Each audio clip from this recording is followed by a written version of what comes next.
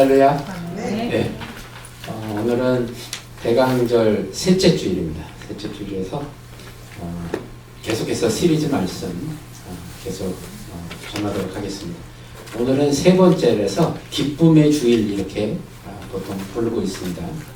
우리가 예수님께서 오시는 날을 기다리는 그 절기, 이게 대강절이라고 말씀드렸잖아요. 그래서 우리가 기다리는 동안에 한 가지 여러분들에게 질문을 드리고 싶습니다.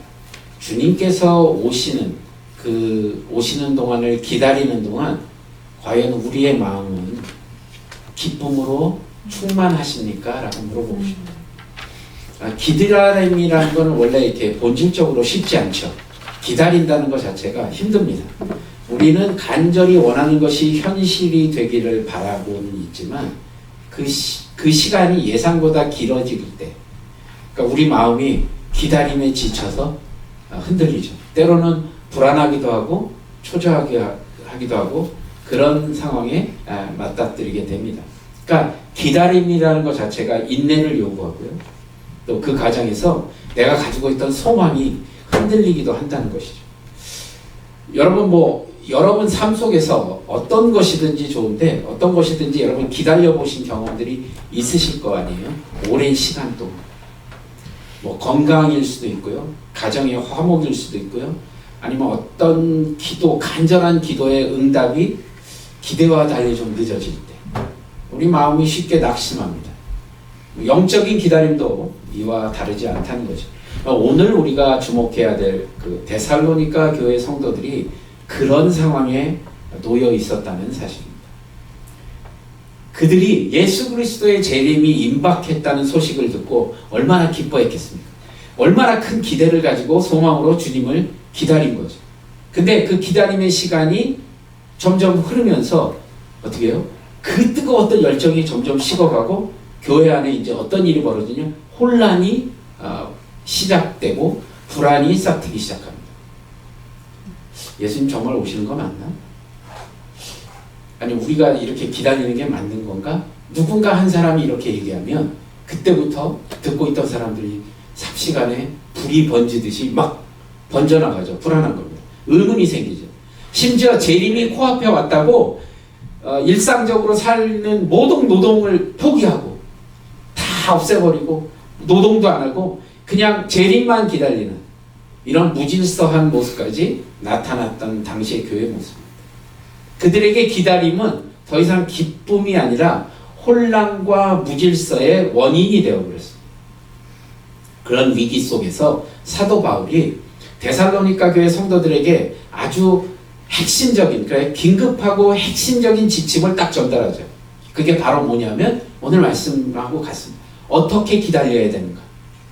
어떻게 기다려야 하는가? 가장 분명하고 실질적인 해답을 데살로니가 성도들에게 전한 것입니다. 너희들 어떻게 기다려야 되는지 잘 봐. 그러면서 기다림에 대한 핵심적인 이야기를 한 겁니다. 바울은 그동안의 혼란스러운 일상들을 바로잡고 그들이 데살로니가 교회의 성도들이 예수님의 재림을 기다리는 동안에 기쁨과 평강을 잃지 않을 수 있는 비결을 오늘 본문을 통해서 얘기해 준 겁니다.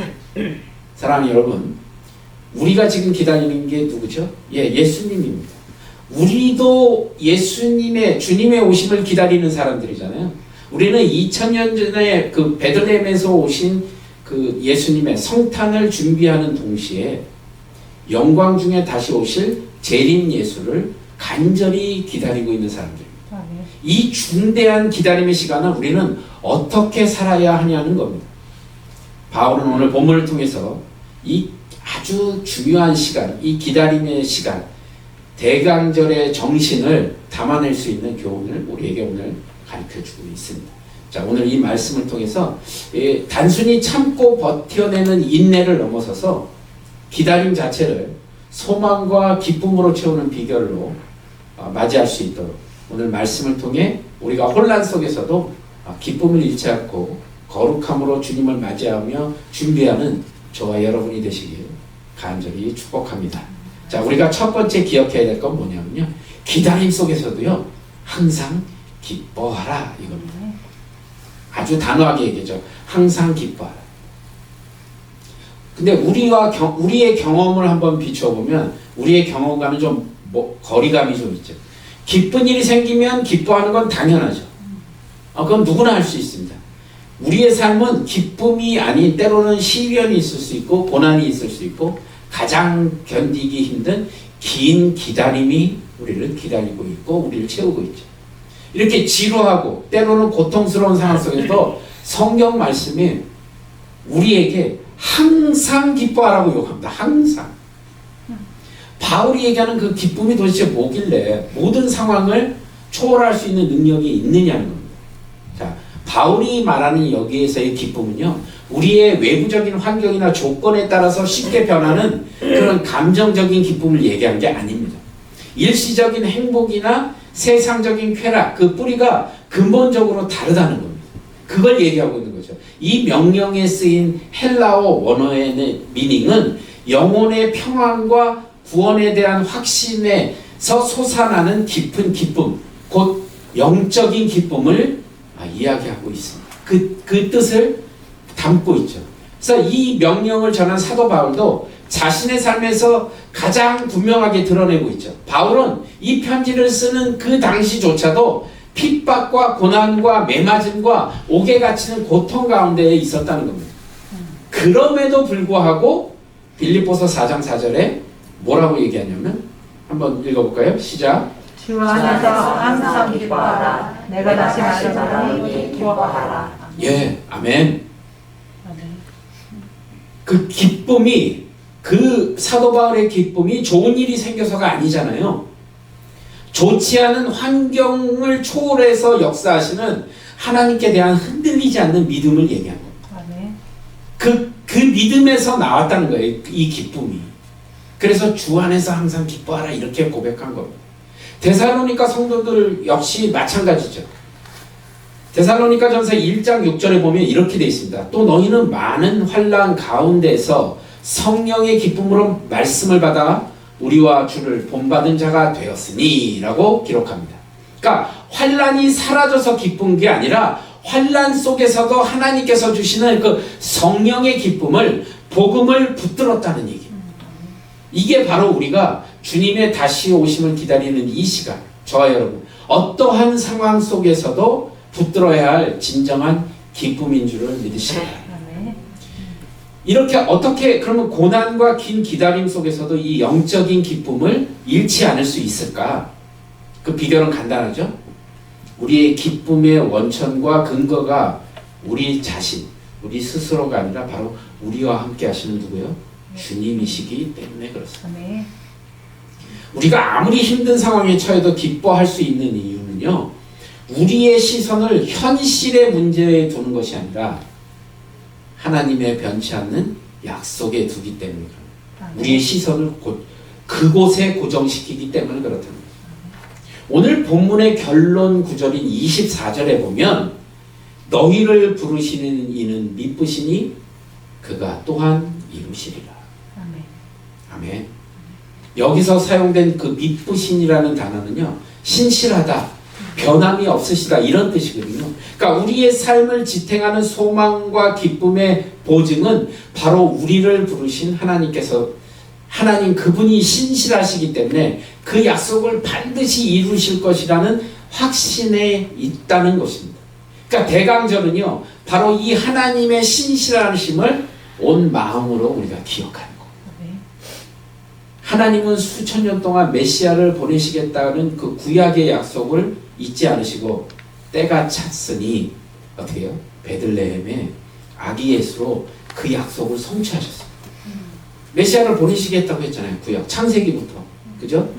그랬는데 그 약속을 잊지 않으시고 베들레헴에 아기 예수를 보내심으로, 태어나게 하심으로 그 약속을 성취하셨단 말이에요. 약속을 지키셨죠.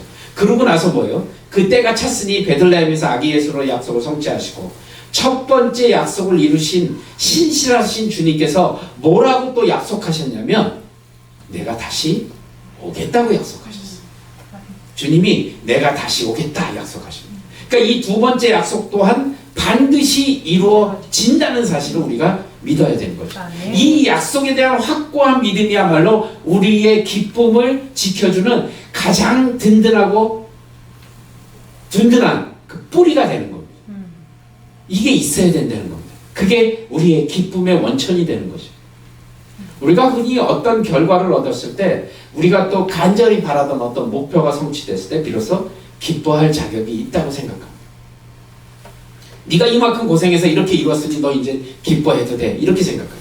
근데 성경은 그 결과가 오기까지 기다리는 그 과정 자체를 기쁨으로 채워라 라고 명령합니다. 그게 어떻게 가능하냐? 그게 우리의 기다림이 세상의 기다림과는 근본적으로 다르기 때문에 그렇습니다.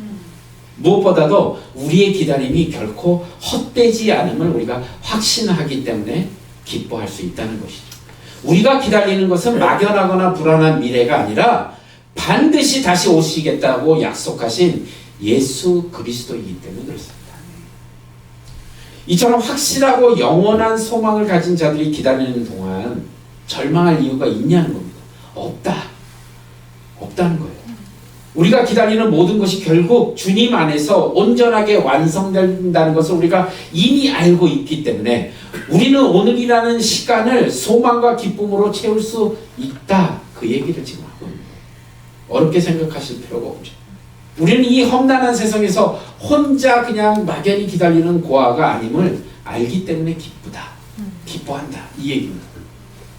주님은 재림을 기다리는 우리를 홀로 두지 않으시고 성령님을 우리에게 보내주셔 우리 안에 성령님을 통해 우리 안에 내주하시며 우리와 함께 동행하게끔 해주셨다는 것. 우리가 너무 힘들어할까 봐요. 이 얼마나 감사한 일이에요. 나 혼자 기다렸으면 얼마나 힘들겠어요. 우리의 외로움과 우리의 고통을 아시고 우리가 가장 힘들 때 외로울 때 그 위로를 해주신다는 것. 이 동행의 은혜를 깊이 경험하는 것이 바로 기다림 속에서 솟아나는 참된 기쁨이다라고 얘기합니다. 이 기다림의 시간이요, 여러분, 정확히 말하면 우리가 성숙해지는 거룩한 단련의 과정임을 여러분 깨닫기 때문에 우리가 또 기뻐할 수 있는 겁니다. 기다림과 시련은 우리의 믿음을 불순물이 없는 어떻게 해요? 순금처럼 만드는 연단의 시간이라는 사실.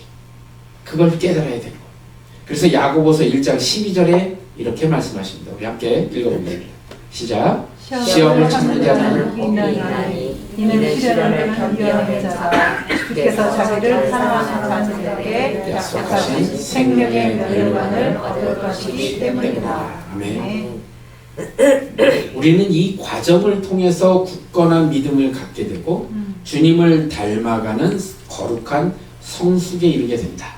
그러니까 이 영적인 성장을 확신했을 때 우리는 오늘의 고통 속에서도 미래의 영광을 바라보며 기뻐할 수 있는 것이다. 여러분, 혹시 여러분의 기다림이 길어지고 지치고 혹시 그래서 기쁨을 잃어버리신 분이 계십니까? 그러나 여러분 꼭 기억하십시오.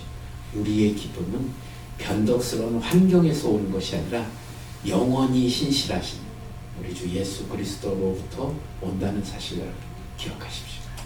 주님이 함께 하시는 주님의 약속을 반드시 주님께서 이루시기 때문에 우리는 이 귀한 대강절, 이 기다림 속에서도 항상 기뻐하라라는 그 명령을 순종하며 살아갈 수 있다는 것입니다. 이 말씀을 순종하며 살아가는 저와 여러분이 되시길 간절히 축복합니다. 어떻게 하라고요? 항상 기뻐하라. 자, 그럼 두 번째는요. 나와야죠. 쉬지 말고 기도하며 범사에 감사하라. 우리가 기다림 속에서 기쁨을 잃지 않는 것이 첫 번째 비결이 항상 기뻐하는 것이었다면 그 기쁨을 지속적으로 유지하고 충전할 수 있는 힘이 바로 이 두 번째 명령에서 나오죠. 쉬지 말고 기도하고 범사에 감사하라. 이 말씀입니다. 근데 이걸 문자 그대로 받아들이면 이게 불가능해 보이죠. 24시간 어떻게 이렇게 하냐. 우리는 숨도 쉬어야 되고 일하고 먹고 자야 되는데 24시간 내내 무릎 꿇고 기도실에 머물 수는 없잖아요. 바울이 말하는 쉬지 않는 기도는 어떤 특정한 형식이나 행동을 의미하는 것이 아니라 바로 여러분의 영적인 태도를 말하고 있는 겁니다. 하나님과 끊임없이 교제하는 삶, 모든 순간 하나님을 의식하며 사는 삶을 가리키는 겁니다. 이게 쉬지 말고 기도하라의 그 미닝입니다. 하나님과 끊임없이 교제하는 겁니다. 마치 사랑하는 사람이, 제가 전에도 한번 얘기했지만, 아내하고 연애할 때 사랑하는 사람, 계속 마음속에 내 생각에 매일매일 그 사람이 중심에 있는 겁니다. 사랑하니까. 이게 하나님께서 우리의 삶에 늘 중심에 계시는 것, 우리가 그분을 사랑하기 때문에 라는 겁니다. 우리는 하루의 시작과 끝을 주님께 맡기고 어떤 것을 결정할 때마다 주님의 뜻을 구하고 공경에 처할 때 즉각 주님을 부르는 그 기도가 생활화되어야 한다. 이건 훈련이라고 말씀드렸잖아요. 매일매일. 그래서 그 기도가 생활화된 상태를 여러분이 유지하고 계셔야 됩니다. 이게 쉬지 말고 기도하라의 그 미닝입니다. 여러분의 영적인 상태. 데살로니가 교회 성도들이 재림이 늦어지니까 불안하고 혼란에 쌓여 있다고 말씀드렸잖아요. 그러니까 일부는 흥분해서 일상생활을 포기하는 사람도 있고요. 일부는 두려움에 떨고 있다는 겁니다. 정상적인 생활이 안 되는 거예요. 바울이 그런 사람들에게 뭐라고 얘기한 거예요? 쉬지 말고 기도해라. 왜 이런 권면을 했냐면 기도는 바로 우리의 기다림을 지탱할 수 있는 생명줄이기 때문에 그렇습니다. 기도할 때 우리는 우리의 자신의 힘이나 그 불안한 감정으로 견디는 것이 아니라 전지전능하신 그 주님이 주시는 힘으로 견딜 수 있게 된다, 이겁니다. 내가 견디려니까 힘든 거예요. 주님께 모두 맡기라는 겁니다. 기도할 때 우리의 마음을 짓누르다. 여러분 경험해 보셨잖아요. 내가 불안하고 억울하고 힘들 때 주님 앞에 기도했더니 내 마음을 누르고 있던 그 불안함과 초조함이 하나님께서 주시는 평강으로 바뀌게 되는 것, 이겁니다. 기도할 때 우리의 연약함은 하나님의 강함으로 체인지된다는 겁니다. 대강절이 바로 이 기도의 중요성을 되새기는 계절이기도 하라. 우리는 성탄을 앞두고요. 또한 재림을 고대하면서 주님을 기다리죠.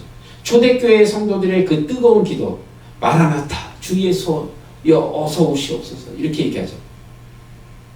이 기도는요, 단순히 그냥 재림의 재림을 요청하는 것을 넘어서서 주님, 지금 이 순간 주님께서 나의 삶에 임재하여 주시옵소서, 이런 뜻이거든요.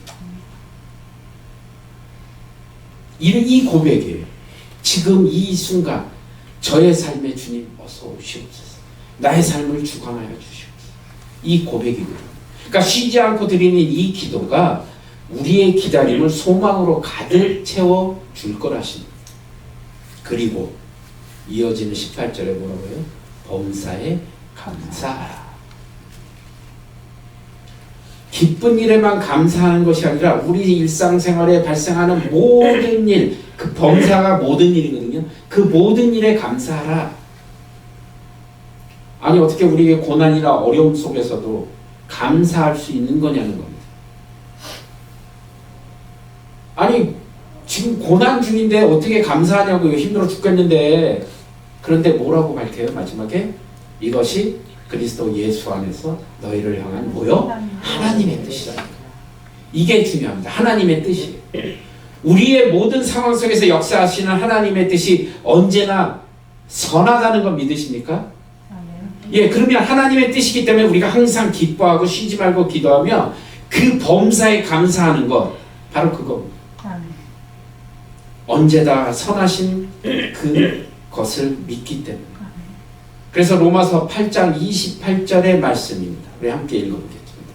시작. 하나님을 사랑하는 자, 곧 그의 뜻대로 부르시는 자들에게는 모든 것이 합력하여 선을 이루느니라. 아멘, 아멘. 예, 감사는 그냥 단순한 감정이 아니라 여러분 신앙의 가장 높은 표현입니다.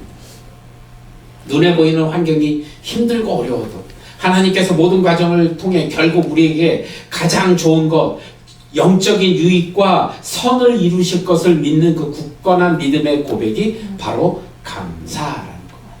이 감사가 우리의 기다림을 원망이나 불평이 아니라 평안과 기쁨으로 변화시켜 준다는 사실. 바울은 이 기도와 감사의 명령을 한 후에 19절에 뭐라고 밝히냐면 성령을 소멸하지 말라 이렇게 또 경고합니다. 소멸하다는 이 뜻이 뭐냐면 불을 꺼버린다는 의미거든요. 소멸시키다. 그러니까 성령을 소멸하지 말라니까 성령의 불을 꺼뜨리지 말라 이런 뜻이거든요. 기도하고 감사하는 삶은 사실 우리의 힘으로 하는 것이 아니라 뭐요? 성령님의 역사와 능력을 통해 비로소 우리가 가능한데 우리가 어떻게 성령의 불을 끄냐는 겁니다. 우리가 어떻게 성령의 불을 끄죠? 예, 불순종, 교만, 죄악 이런 것들이 결정적으로 기도를 멈추게 만들고 그 멈춤으로써 성령의 불을 우리가 꺼트린다. 기다림이 길어지고 응답이 더딜 때 어떤 마음이 들어요? 내가 기도해봤자 이게 무슨 소용이 있겠어? 라는 마음이 생기고 그 기도를 포기하는 순간 우리 안에 성령의 불꽃이 사그러들게 돼 있다. 이 얘기하는 거예요. 대강절은요, 우리가 영적인 불꽃을 다시 활활 다시 지피는 그런 시간입니다. 우리 주님을 기다리는 거예요.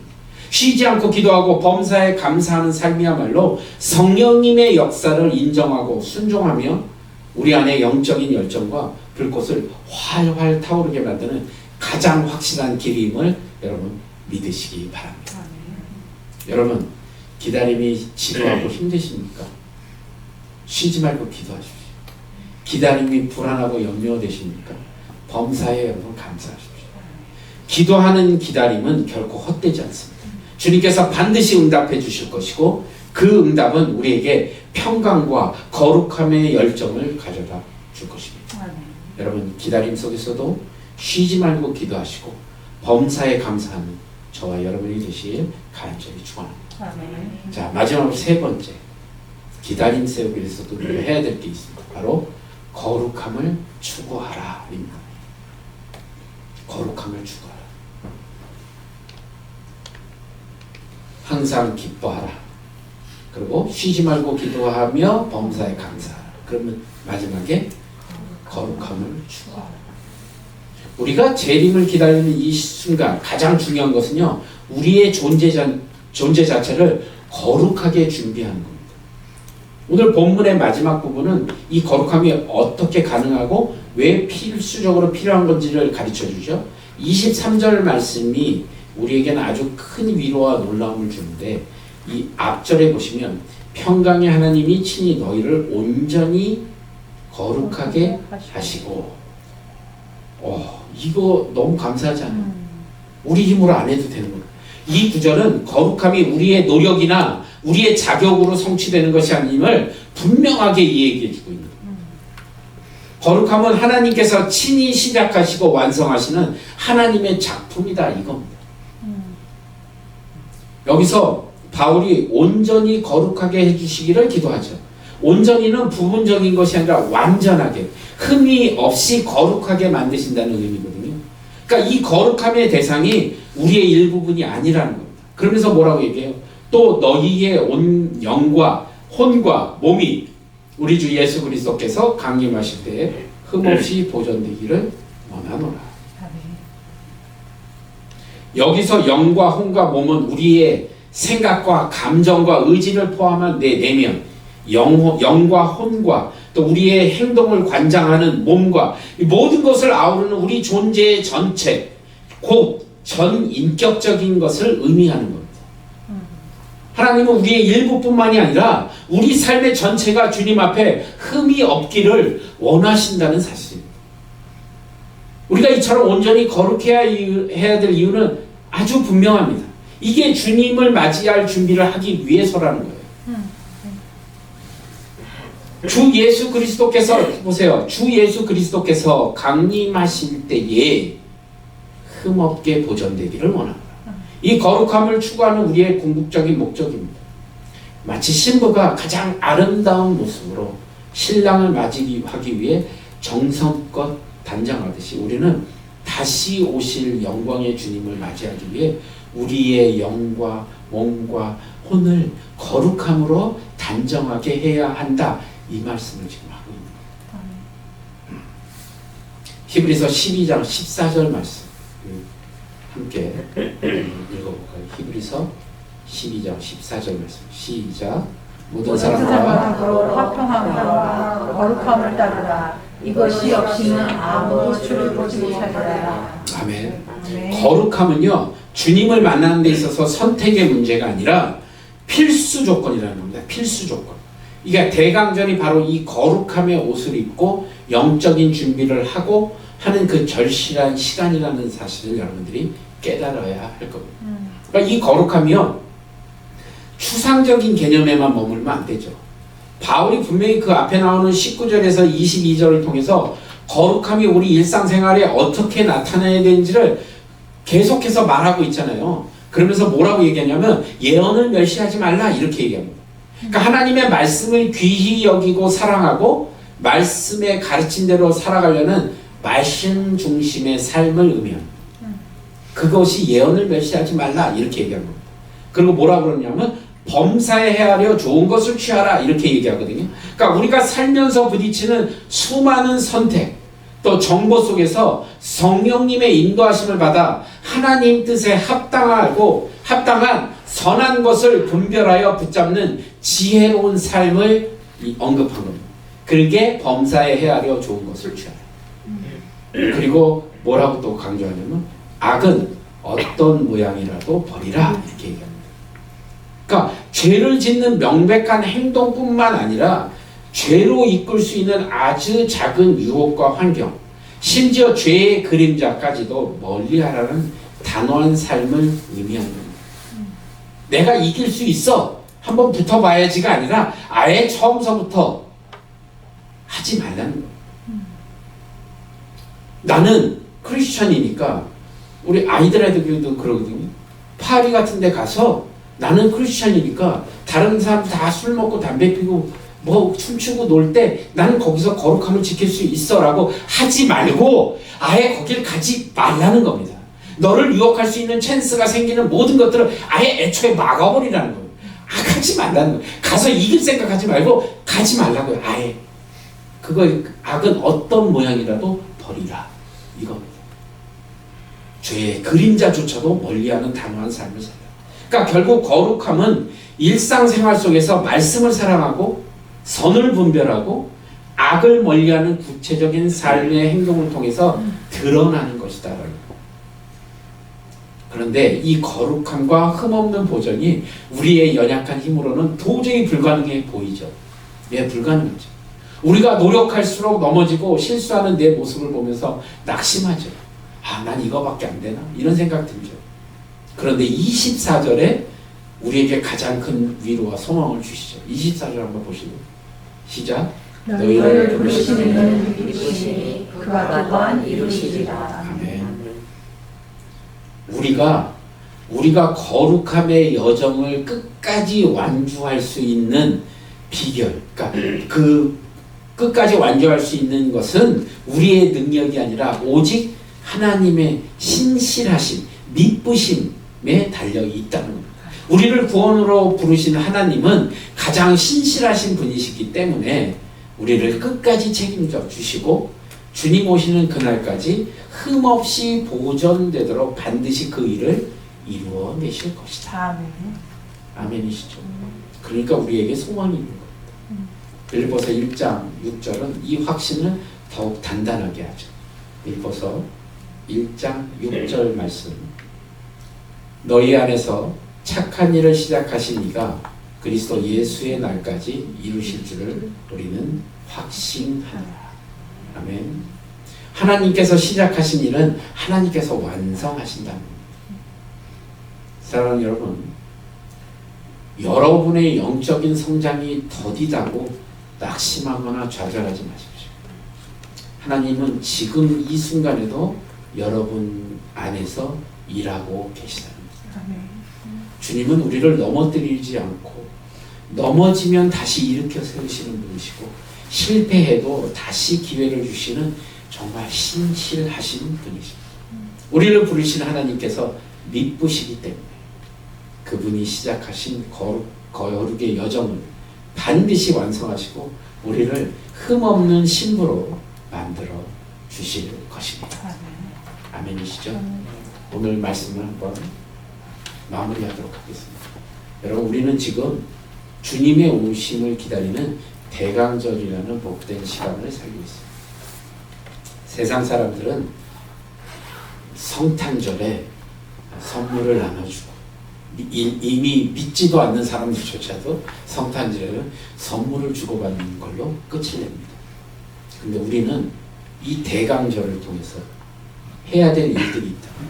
이 기다림은 지루하거나 불안한 시간이 아니라 주님께서 주시는 은혜를 누리며 거룩하게 준비를 해야 되는 가장 소중한 시간입니다.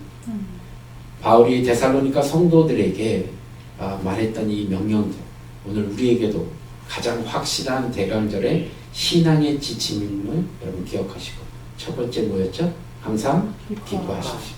환경에 흔들리지 마시고 신실하신 주님을 바라보며 기뻐하시는 삶을 사시기 바랍니다.